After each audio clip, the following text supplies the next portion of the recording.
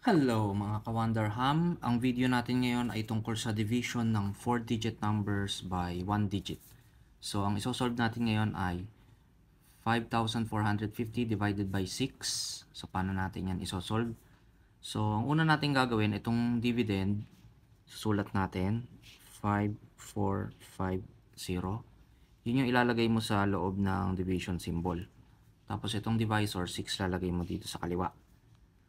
So ang first step, i-divide natin sila by digit. So, isa-isa muna. Dito muna sa 5. 5 divided by 6. So, yung 5, mas maliit siya sa 6. So, hindi mo pwedeng i-divide yung 5 sa 6. So, kapag mas maliit siya, pupunta ka naman dito sa kasunod. So, pag sasamahin mo naman sila, yung dalawang digit na, 54 na. 54 divided by 6 equals 9. So, 54 divided by 6 equals 9. So, ilalagay mo yung 9 dito sa tapat ng 4. Hindi sa katapat ng 5. Sa katapat ng 4. So, 9 times 6 equals 54. So, sulat mo sa ilalim. Pag ma-minusin mo ngayon, 54 minus 54 equals 0. Ngayon, bring down mo yung kasunod na digit, yung 5. Bring down mo siya. So, yung pag-bring down, isa-isang digit lang din, hindi sabay-sabay. So, itong 5, ito naman i-divide mo sa 6. 5 divided by 6, so hindi uli pwede dahil mas maliit yung 5 sa 6. Pag hindi pwede, 0 ang ilalagay mo dito sa katapat ng 5. Kasi hindi mo mapag-divide kaya 0.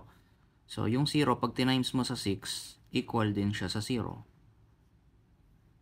So, 5 minus 0 equals 5 pa rin. So, ngayon mo na i-bring down yung isa pang katabi niya na 0. So, tsaka mo na gagawing 50. 50 divided by 6. So, ilang 6 ang kasya sa 50? So, 6 times 8 equals 48.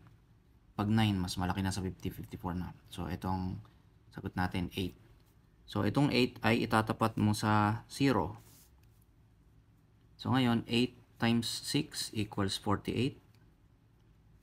So, pag minusin mo ulit, 50 minus 48 equals 2. So, ito na yung last, yung 2. So, pwede mo na siyang isulat na ang answer mo ay 908 remainder 2. Pero kung nag-aaral na tayo ng decimal, so, may kasunod pa to. So, kung itutuloy natin to na may decimal, so, lalagyan natin ng decimal point dito. Lalagyan natin ng 0. So, dito sa taas ng sagot, maglalagay din tayo ng decimal point ng katapat niya. So, para meron pa tayong i-bring down ulit na 0. So, 20 naman. 20, i-divide mo sa 6. Ilang 6 ang kasya sa 20? So, 3. So, tatapat mo sa 0 yung 3. So, 3 times 6 equals 18.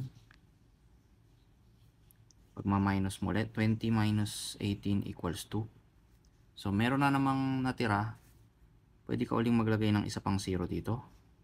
I-bring down mo ulit. So, 20 divided by 6 is equal to 3. 3 times 6 equals 18. 20 minus 18 equals 2. So, kung mapapansin natin, na paulit-ulit lang, 20 divide mo sa 6, 3 lagi magiging sagot. Tapos, pag tinimes mo, magiging 18. Pag pinag-minus mo, nagiging 2 uli yung sagot. So, paulit-ulit lang, magiging 3, 3, 3 na walang katapusan to. So, ang magiging sagot natin, kapag meron tayong repeating decimal, pwede natin siyang isulat na, so, susulat natin na 908.3. Lalagyan natin ng bar sa taas. So, ibig sabihin ng bar, itong number na may bar, itong 3, repeating siya, paulit-ulit siya, na walang katapusan. So, ganyan po mag-divide ng 4-digit number by 1-digit number. Kung may natutunan po kayo, please like, share sa inyong mga classmate, best friend, tropa at crush, at pasubscribe nyo na rin sila sa ating YouTube channel. Bye-bye!